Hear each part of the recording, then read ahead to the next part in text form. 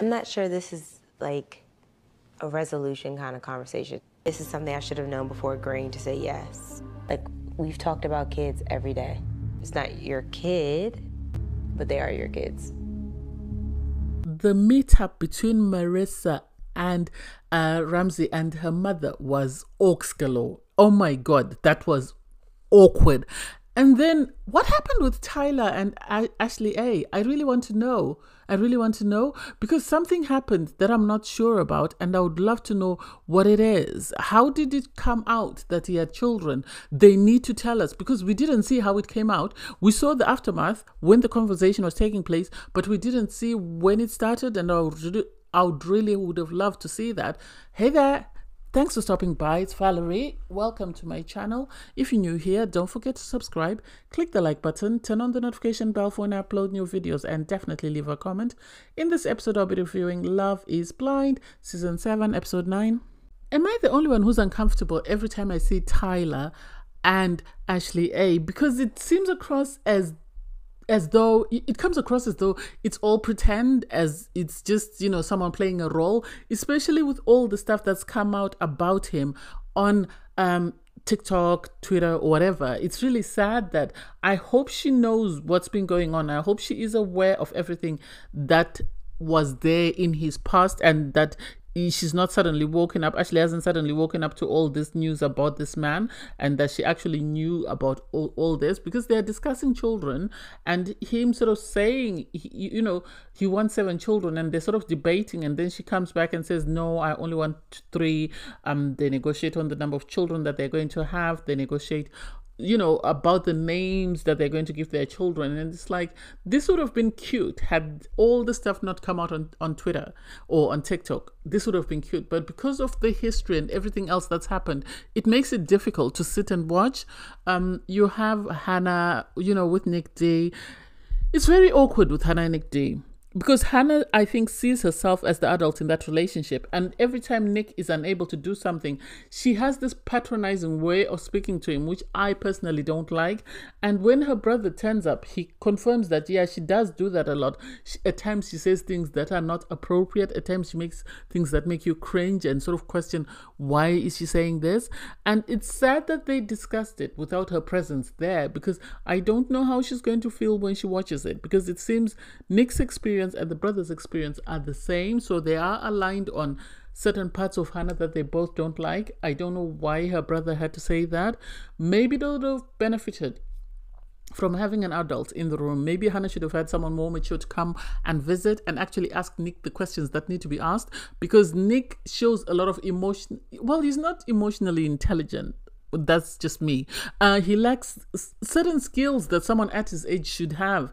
And so it's very questionable whether he'll be able to make an ideal husband for someone. And I wish a family member had come that would have asked him all the relevant questions. You have Taylor and Gareth, they're out, they're having a conversation, and they sort of touch on the Monica Steven scenario, in the sense that they were the ones that had to come when things were kicking off with Monica and Steven. So they say they're going to keep in touch with the two of them and just make sure they're okay. And they have a conversation because there's this struggle that the parents can't quite compute what's happening. It seems, Gareth's family are concerned that he's marrying a stranger. After marrying a stranger, he's moving to San Diego, and they can't sort of grasp that, and is trying to make sure that she understands that it's not her personally, it's the process that they are worried about. And not only the process, they are also worried that their son is going to go. And so these are two things that are worrying them, that they don't know what to do about them. I like that, well, she's trying as much as she can, Taylor, to make sure that, she doesn't personalize it, or she doesn't make it seem like, or she doesn't take it, she doesn't take it personally that, oh, these people don't like me. And she understands that they are coming from a place of love, a place of protection. They're worried about their son.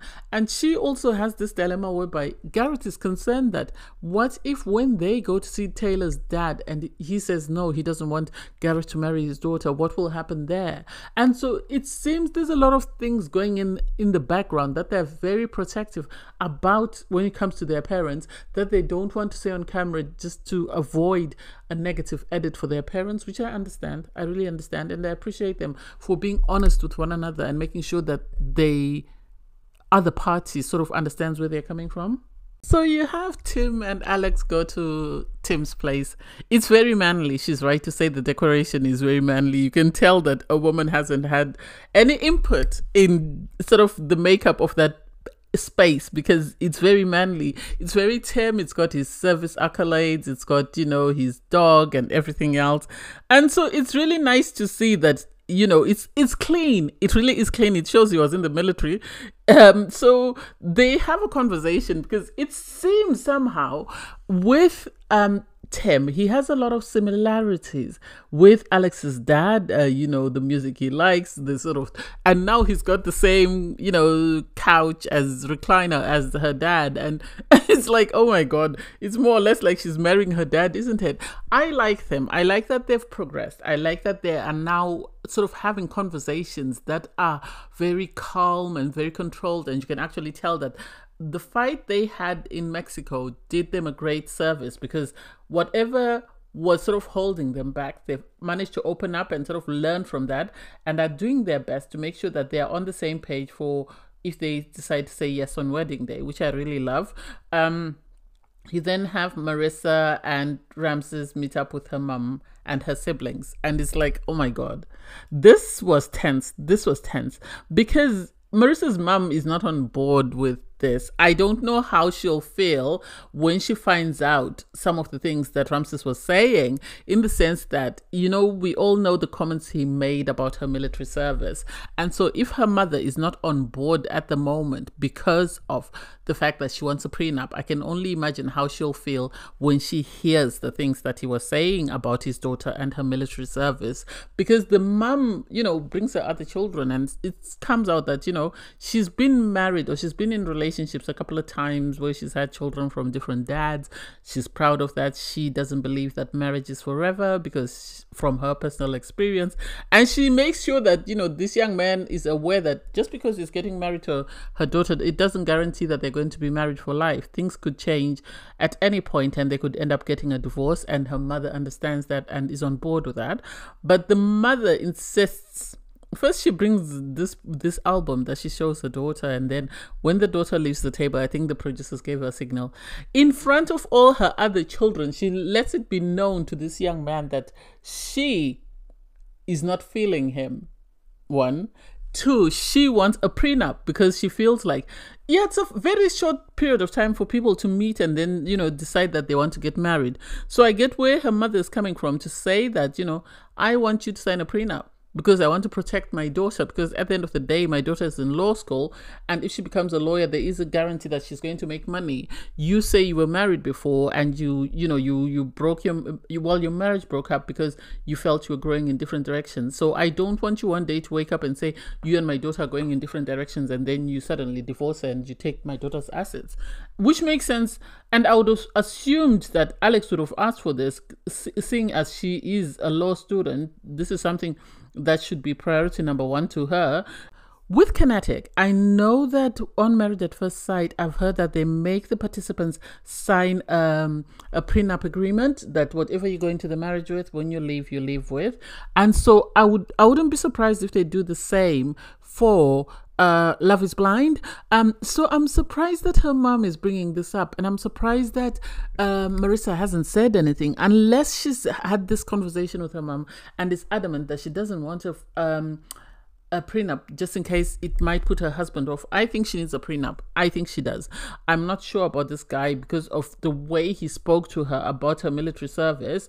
I think she needs a prenup because I don't see this marriage lasting. It will take a lot for it to last. So I think she needs a prenup.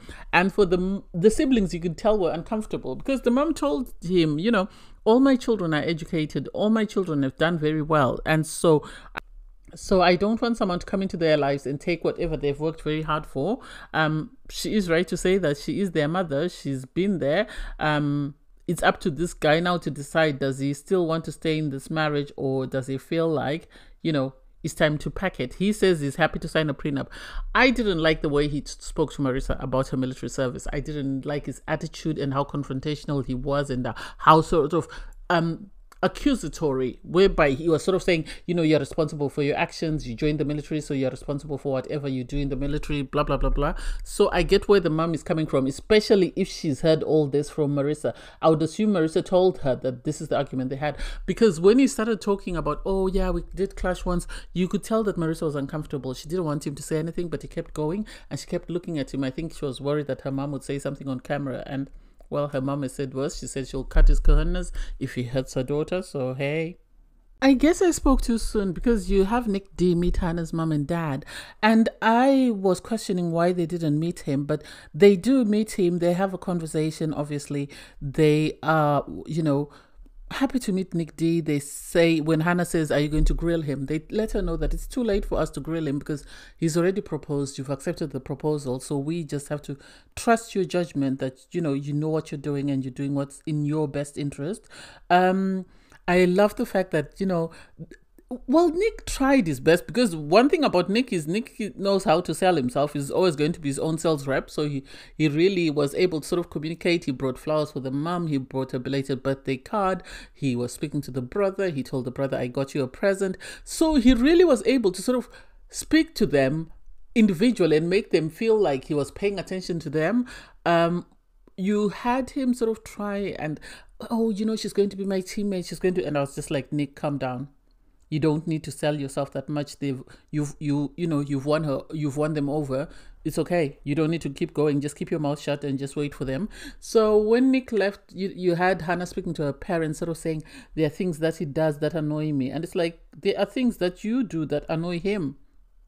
He's already told your brother there are things that you do that annoy him, but he is not going about telling everyone with ears to hear that you're annoying him. He is choosing to be the bigger person and is choosing to keep quiet. So maybe you need to settle down. You need to sort of humble yourself and realize that you're not perfect. I like that her parents told her that, you know, if we were judging you by the way you are, we wouldn't be talking to you because you can be a bit too much at times.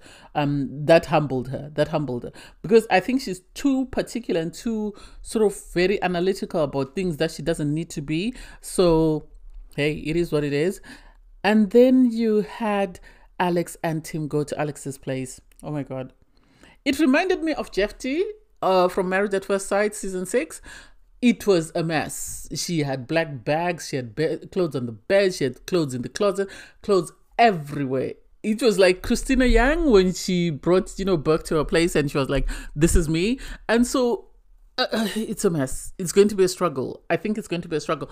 At least she has someone who's able to sort of help her navigate her mess, because I think she will need some structure. I think she'll need structure. And because he's very structured, hopefully he doesn't become very regimented. He didn't take it seriously. He wasn't angry about it. He didn't sort of over-critic her. I think if that was Hannah would have critiqued the hell out of that place. She would have critiqued the hell out of the place. But he, you know, he chose to focus on the positives and sort of just joke about the mess, and that made her feel comfortable in herself, because you could tell she was very self-conscious about her mess. So you have Gareth and Taylor go and meet up with Taylor's friends, and Taylor's friends are excited for her. They can tell she's really happy and she's very giddy, and they're actually pleasantly surprised that she actually likes someone that much.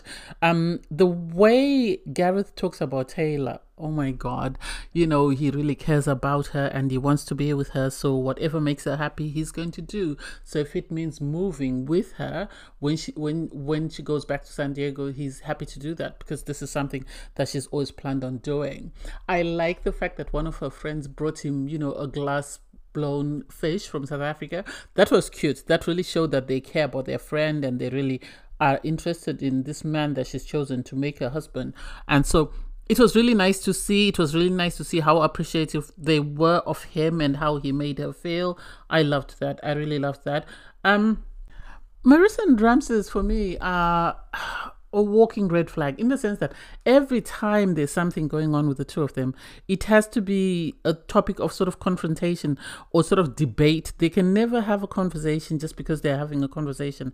Every conversation between the two of them is something that they are debating. So they're talking about when they want to have children and what that will look like. And so you have Marissa saying, I need to speak to my doctor about going back on contraceptive because we can't keep going the way we're going. And he is sort of saying to her, yeah, well, I don't want you to go on contraceptives if that's going to affect you in any way. And it's like, okay, you don't want her to go on contraceptives. What are you going to do? She suggests condoms. He refuses. He said, no, I don't like sex when you have condoms. And it's like, you just don't use condoms for pregnancy prevention. You use them for prevention from STIs, for prevention from other, it's not just for pregnancy. And for you to say that you want to have sex without a condom, that doesn't make sense.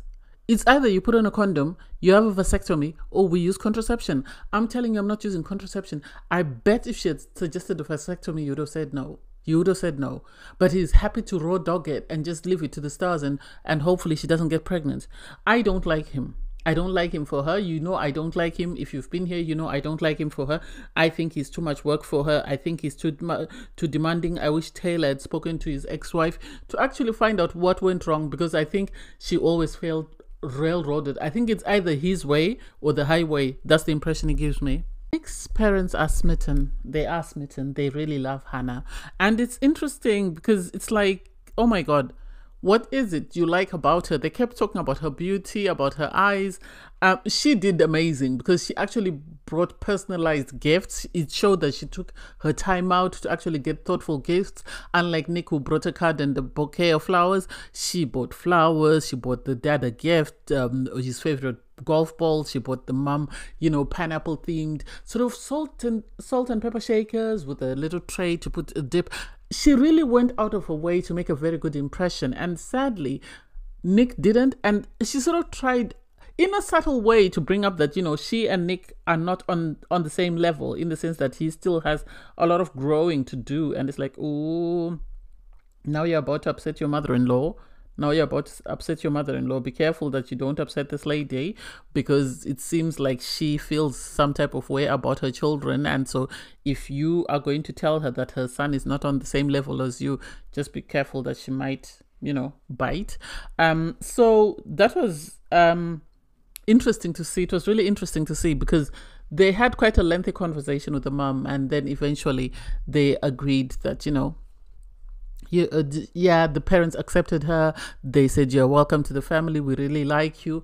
They would like her because she is driving their son. She's going to just take their burden from them and look after it for them, because at the end of the day, this is what it appears to be. It seems like Nick doesn't know how to do much. It seems like he's been pampered most of his life, and suddenly he's now this grown man who has to do certain things that he hasn't had to do at all. So I don't know. It's going to be interesting to see. I didn't think they were actually serious about getting married, but it seems they are, and his parents have approved. So if they don't get married, then it's because, I don't know, maybe it's because Hannah's changed her mind, but at this point, it seems like both parents are on board and they're happy for this wedding to go along.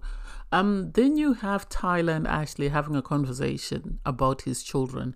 They didn't say how Ashley found out. I wish they had given us, exactly what happened. It seems she went away and then they've come back. I don't know whether this has been filmed after all these rumors have come out, or whether this was filmed at the time of the show being screened, because I don't remember seeing it in a clip, unless I missed it in the previous upcoming clips. Maybe I might go back and look at the first release to see if they sort of hinted at it. Anyway, it comes out that he's got 3 children, and Ashley feels some type of way because he didn't tell her about the children. Yes, he says they are both sperm donor situations, and it's like, if he cannot be honest with you about this situation, what else is he not being honest about? Yeah, she was upset because she said, we've spoken about children countless times, so there was plenty of opportunity for him to disclose this, and I don't get why he didn't disclose it. And it's like, so you want 3 children, that means you'll have 6. You'll have sex. She says she hasn't seen any pictures. She said she hasn't seen any paperwork. She would like, I feel like he should have brought all that up front. That way she could have made a decision. She is right to say, before she said yes, you should have told her, I was a sperm donor. I donated my sperm, and there are 3 children out there that were produced as a result of that. Then she could have known whether or not to take it on board. He deceived her. What else is he lying about, is my question. What else is he lying about? That's what I start to question, that he must be lying about something else. And now it's up to her to decide, is she willing to go ahead with this marriage with this man who's deceived her greatly? Not even a small white lie. This is a big lie. Or does she choose herself?